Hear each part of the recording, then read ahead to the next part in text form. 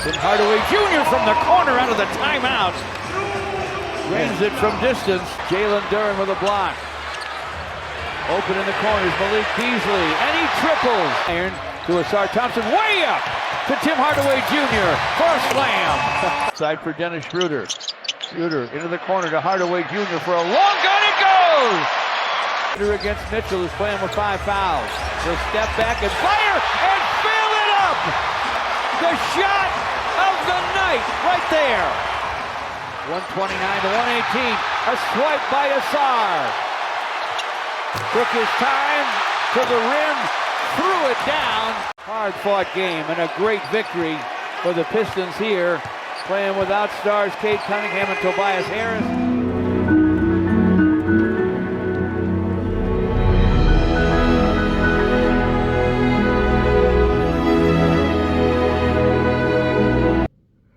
The Pistons aren't just a playoff-capable team now.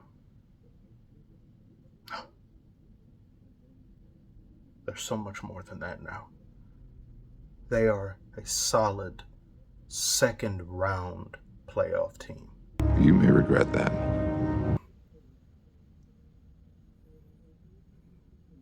I've heard that before.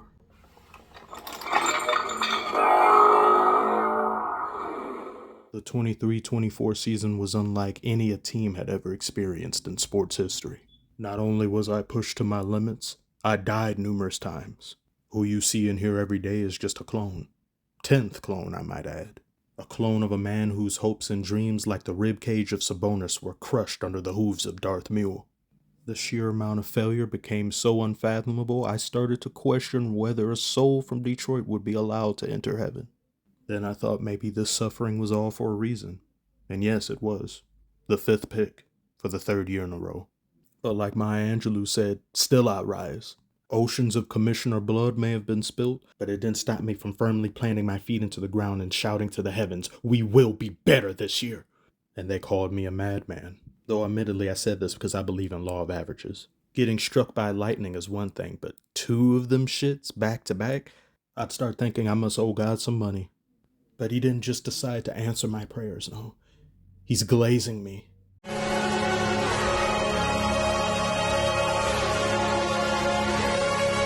Congratulations, you're a prophet. I'm a survivor. Did you know the Detroit Pistons are now the first team in NBA history to triple their win total from a season ago? Now you know! I want to do that. Throughout so much of this game, the defensive tenacity we put on display against the Cavaliers. Magnifique. Even with this win, one thing we're not going to do is downplay the Cavaliers. They have looked a little shaky these past couple games, but because of how disgusting NBA fans and media can be sometimes, you lose a few games. Like Cavaliers can lose 1 game. You're getting swept in the first round. That's what people will now be thinking. The Pistons are just so defensively locked in. We play fast. We constantly attack. We've got so many different dogs on this team. This team is a kennel. This team is everything I could have hoped for and more. And need I remind you all, no Cade. He was not here. I started tuning into this game a little bit late at the end of the first quarter or second quarter. And then after some time, I'm like, where's Cade at? He's not even there. I mean, he's on the bench. He's not even there. No Tobias. I mean, does that factor into something? He don't need to be there. He don't need to be there. He does good things sometimes. Let me lay off of him. This isn't. I complimented him last time. I need to compliment him some more because he's been doing some great things. It's hard to contain myself. It really is. I'm talking about the squad. If you don't believe JB Bickerstaff is coach of the year, what more could this man do? We were the worst team in NBA history last season. And look at what he's done. When playoff time comes, is he going to be the coach to take us to the next level? I've said this before. Some Cavs fans have mentioned how JB, he's the building culture type coach, but that next level, they weren't sure about him. They parted ways with him. I don't necessarily agree with how they parted ways, but you see it bore fruit in Kenny Atkinson. Is JB our guy long term? Or was he just the guy to salvage everything, put the whole city together, but not lead it? I think he's our guy. Hardaway, he's words can't describe what this guy is doing, what he's been doing. I thought Malik Beastly was beastly, but this man Hardaway, how he went off, how he's been going off, he's taken addiction to the next level. He doesn't just sniff recreationally. He's become one with the crack. It's now in his very blood and DNA. You could sniff him and get high somehow. No, I'm not pausing. No. I also think Asur Thompson is one of the league's best defenders. How he disrupts passing lanes. He pokes and prods into every little play. The blocks, back-to-back blocks.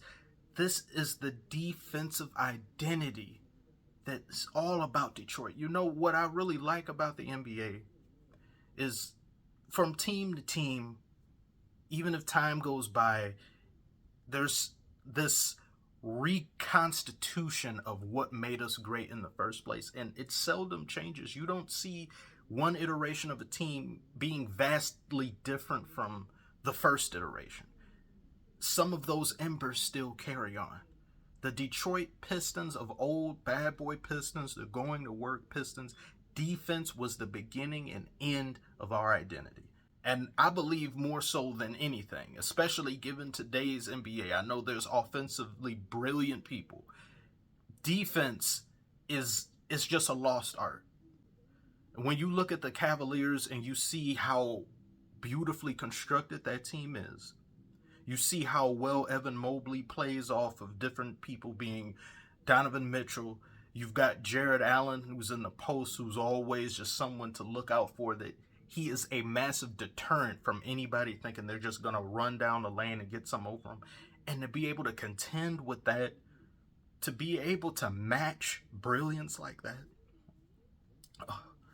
this makes me now reminisce and get upset that we didn't get to play that OKC game, and we didn't get to finish that as best we could because Cade was can't talk because the anger is starting to build, but he was unceremoniously ejected by Satan's acolytes, being these refs. Now, I'm still not saying we would have 100% won that game, but the game was ruined because we don't want to see stars kicked out over some nonsense and stupidity, but that's what happened. So we can kind of gauge ourselves as a team based upon our performances against OKC and against Cavs. We are one of the best teams in NBA. I don't know how anybody can see that we're not. And last time I checked the MVP ladder, Cade is now in 7th place in the league. He is the 7th best player statistically in the NBA. To think last year I was worried and over here downright distraught over us ever winning a game again. Those were my problems. Those were my issues and concerns. Now my issues and concerns begin and end with keeping the house's stock of lotion filled. Cocoa butter. So beautiful. Amazing. Marvelous. Oh, I can't wait to whoever we end up facing in the playoffs and how that's. Oh, this is gonna be great. It's gonna be really great. I've talked too much now. Hats off to you, Cavaliers, for the season that you've had, the squad you've put together, to OKC, various other teams, and share your thoughts on the Pistons. Where do you reasonably see us going? And how was your day? You know how mine is. I'll see you on the next one.